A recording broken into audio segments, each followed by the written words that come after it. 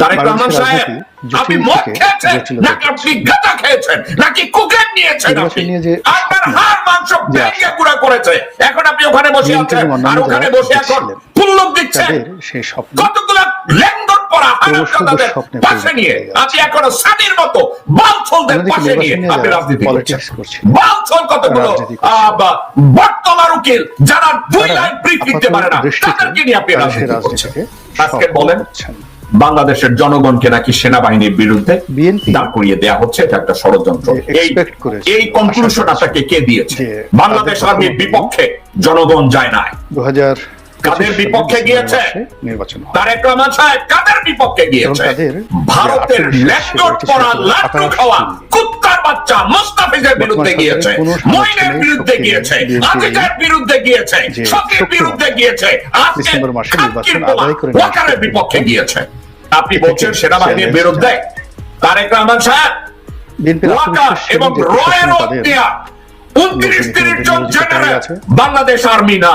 মাঠঘাট পথ তাদের নিয়ন্ত্রণ। বাংলাদেশের আর্মির সদস্য সংখ্যা আওয়ামী লীগ বাংলাদেশ 2,30,000-এর মতো। তারা যদি চায় তার ভিতরে মাত্র 30 জন রায়, এই 30 জনকে রক্ষা করার জন্য আপনি তারেক রহমান যদি চায় পুরো আর্মিটাকে দোষ দেওয়ার একত্র করার চেষ্টা করছেন। বাংলাদেশের সেনাবাহিনী বাংলাদেশের মানুষের ক্ষমতায় থাকবে না, প্রাণের স্পন্দন। বাংলাদেশের সশস্ত্র বাহিনী বাংলাদেশের মানুষের মুক্তির প্রতীক। বাংলাদেশের সশস্ত্র বাহিনী বাংলাদেশের মানুষের অহংকার। বাংলাদেশের সেনাবাহিনী কারা? আমার সব আত্মবিশ্বাস, ভাই বোন, আত্মীয় স্বজন, ভাইস্তা ভাইনা, প্রতিবেশী, তারা বাংলাদেশ আর্মি। ভুল থেকে মানুষ শিখে, ব্যর্থতা থেকে শিখে, সেটব্যাক থেকে মানুষ শিখে। জানে তারেক রহমান সাহেব আপনি কি করছেন? গত 17 বছর 18 বছরে দেখি নাই আপনি লন্ডনে বসে কোন অন্য দেশের একটা সরকার প্রধান অথবা সাবেক সরকার প্রধানের সাথে আপনি দেখা করেছেন। দেশের জনগণ আর্মির বিরুদ্ধে যাচ্ছে না। আপনি এই ধরনের মন্তব্য কেন দিচ্ছেন? এই তথ্য আপনাকে কে দিয়েছে? তারেক রহমান সাহেব ইঞ্জিনিয়ার ইশরাককে প্রথমে রয়্যাল লোকজন যমুনার সামনে থেকে নাকি আপনার আশেপাশে কতগুলো বটতলার উকিল হারামজাদা পশু না ফারমান বসে আছে ওইগুলো? সেই নগর ভবন থেকে নাকি মির্জা ফখরুল, বাড়িতে ফেরত আব্দুল আওয়াল মিন্টু, আমির খসরু মাহমুদ, ইকবাল চুকু এবং যাকে বলা হয় অস্থিরতা, এই যুবককে সানাবাই বিএনপির কারা? আপনাকে তথ্যগুলো কে দিয়েছে? তারেক রহমান সাহেব। তারেক রহমান সাহেবের দক্ষিণ হস্ত। এই মুহূর্তে জেনারেল ওয়াকারকে সাপোর্ট করা আপনার জন্য খুব ফরজে আইন হয়ে গেল। জেনারেল ওয়াকারকে আপনি সাপোর্ট করছেন যে কেন? র সাইন করায় দিছে আপনার প্রধানমন্ত্রী বানাবে নিয়ে যেভাবে জামাতের লোক এনসিপি তারেক রহমান সাহেব ঠাট্টা করছে এবং মির্জা ফখরুল আপনাদের দুইজনকে উদ্দেশ্য করে বলছি, জিয়াউর রহমান, শহীদ রাষ্ট্রপতি জিয়াউর রহমানের দলকে এইভাবে ধ্বংস করে দেওয়ার কোনো অধিকার আপনাদের নাই। তাকে টার্গেট করেছে। সেক্ষেত্রে এই সরকার যদি ক্ষমতায় থাকে, বেগম খালেদা জিয়ার অর্জিত বিএনপিকে ধ্বংস করে দেওয়ার কোনো অধিকার আপনাদের নাই। তারেক রহমান সাহেব, মির্জা ফখরুল সরকারি প্রশাসন যন্ত্রের যে বদনজরের কবলে পড়বে সেটা কাটিয়ে ওঠা তার পক্ষে আপনার বাবা মেজর হয়ে মনে হচ্ছে না। নিজের জীবনের উপরে ঝুঁকি রেখে, নিজের স্ত্রী পুত্রদের উপরে ঝুঁকি রেখে স্বাধীনতা ঘোষণা করেছিলেন এই ভারতের দাবিদারি করার জন্য। দাবি থেকে ফেব্রুয়ারিতে নিয়ে গেছে তারেক রহমান সাহেব। ভারতীয় চক্রান্তে পিটিয়ে আপনার কোমর ভেঙে দেওয়া হয়েছিল এবং সেই বৈঠককে কেন্দ্র করে অনেকগুলো আশা, অনেকগুলো হাসিনাকে হাসিনা এবং আওয়ামী লীগকে পুনর্বাসন করতে গিয়ে আপনার বাবাকে জীবন দিতে হয়েছে। আপনি ভুলে গেছেন? তারা দেখতে পাচ্ছে যে এই মির্জা ফখরুলের মতো লোক, তারপর এই চৌধুরীর মতো বেঈমানের মতো লোক যদি নির্বাচন হয় তাদের জন্য আপনার বাবাকে জীবন দিতে হয়েছে। ক্ষমতা এখন আপনি আরো আমরা ডক্টর বদরুদ্দোজা জোগাড় করেছে, সবকিছু আমাদের অধীন এবং এই স্বপ্নে ভারতীয় আইন জোগাড় করেছেন তারেক রহমান সাহেব। তাদের সপক্ষে যে কথাগুলো বলা শুরু করবে, কোন পৃথিবীতে বাস করে সকল কথা এখন তারা ফিরিয়ে নিতে আপনার পাশে কতগুলো লেন্দর পড়া হারামজাদা রেখেছে 60 দিনের মাথায়। তারা আপনাকে বলছে পুরো রাজনীতির জনগণকে আর্মির বিরুদ্ধে লেলিয়ে দিচ্ছে, বিএনপির বিরুদ্ধে চলে গেছে এবং ডক্টর মোহাম্মদ ইউনূস তারেক রহমান সাহেব আপনাকে নিয়ে আপনার বিভিন্ন কথা নিয়ে আমি সমালোচনা করতে চাই না, যে আমি বিশ্বাস করতে চাই সেই আপনি জিয়া রহমান সাহেবের সুযোগ্য পুত্র। এমন একটা জায়গায় এ ধরনের বাহুত্রা এমন একটা জায়গায় এ ধরনের মন্তব্য আপনি কোথায় পেয়েছেন? এমন একটা জায়গায় আনা হয়েছে। এখন নাহিদ বড় না দর্শকবৃন্দ, রহমান বড়? তারেক রহমান একজন এদেশে নাহিদের অবদান বেশি না তারেক রহমান সশ্রদ্ধ স্বজন করছে। সালাউদ্দিন মানে সাহেব বড় খুবই নেতা না, সার্জিস বন্ধু বৎসল্য, খুবই ভালো একজন মানুষ, এদেশে আমি এই হিসাবেই তাকে জানি। তাসনিম এর যারা চেয়ে বিপরীত আমি কোনো কিছু আমি জানি না।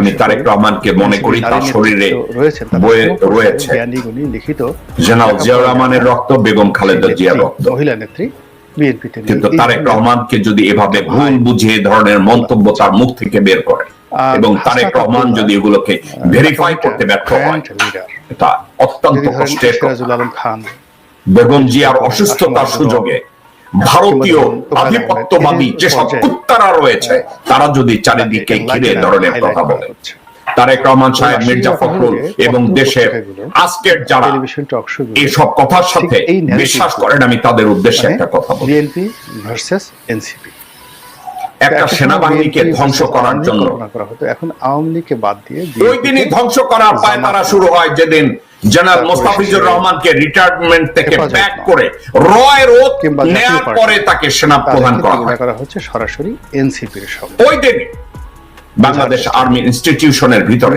রয়ের গোড়াপত্তন শুরু হয়। বা 96 সালে আপনাদের মনে আছে যে কোন একটা নেতা জেনারেল মোস্তাফিজকে রিটায়ারমেন্ট থেকে ডেকে কিংবা রয়ের ওথ প্রথম নেওয়ানো হয়, তাকে রয়ের ওথ নেওয়ানোর পরে তাকে আর্মি চিফের দায়িত্ব দেওয়া হয়। দর্শকবৃন্দ, পত্রিকাগুলো, মিডিয়াগুলো এতটা হাইলাইট করে যে হাইলাইটটা তারপরে সাহেব বা শুরু হয় সাহেবের বক্তব্য এইভাবে মোস্তাফিজের পরের থেকে কতগুলো, অথচ পত্র এখন দেখি কয়েক জায়গায় মন্তব্য দেয় বিপ্লবের পর বা গণমাধ্যমগুলো ইকবাল করিম ভুইয়া, মালিকানা মবির এবং নিয়ন্ত্রণ। আজিজ চিন্তা করেছেন আর্মির স্ট্যান্ডার্ড কোথায় নামিয়ে নেয়ার পরে আজিজের মতো একটা দুষ্কৃতিকারী পরিবারের একটা হারামজাদা তাকে আর্মি চিফ বানানো হয়। সেখানে ক্রমশ এনসিপি গুরুত্ব পাচ্ছে। তারপরে শফির মতো কাঙ্গাল, ভাতের কাঙ্গালকে আর্মি চিফ বানানো হয়। এবং এর ফলে সাম্প্রতিক সময়ে যে কথাগুলো আসছে, তারপরে কি তাই সেটি বিএনপির যে দন্যতা, মইনের মতো একটা হুবড়িকে স্পষ্ট হয়ে যায়। বেগম জিয়ার আপন ভাই সাইদ ইস্কান্দার এনসিপি নিবন্ধনের জন্য ক্ষমতাকে কুক্ষিগত করার জন্য একটা লিলিপুট হারামজাদা মইনকে আমাদের সেনা প্রধান বানায় এবং তার খেসারত যায় তারেক জিয়ার উপরে। তারেক জিয়াকে পিটিয়ে পঙ্গু বানানো হয়। অন্যটা হলো আমাদের একটা রাষ্ট্রীয় প্রতীক রয়েছে, তাকে অকথ্য ভাষায় নির্যাতন করা হয়েছিল।